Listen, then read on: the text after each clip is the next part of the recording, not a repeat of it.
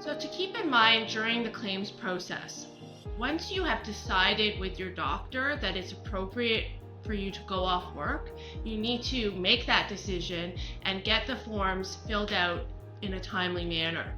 You also have to let your employer know that you're no longer able to work. Typically, the employer will provide you with a lot of the forms or paperwork that you might need to make your claim or your application for disability benefits.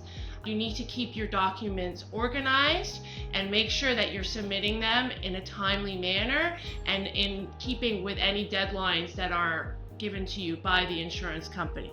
It's very important. Once you hear back from the insurance company, and if your claim is denied or they're asking for more information, you can certainly contact a lawyer at that time.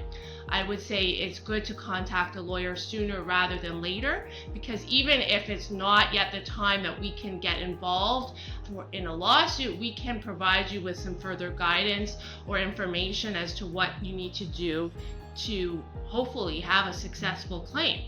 Unfortunately, many claims are not successful, and then at that point you need to be speaking to a disability lawyer to discuss your options about retaining a lawyer and commencing a lawsuit against the insurance company. I would say it's also important to do that in a timely manner. Don't delay, and certainly if you hire Share Lawyers, we are there to support you 100% of the way through. We're happy to provide you with a free consultation and advice along the way to help you hopefully get a positive outcome.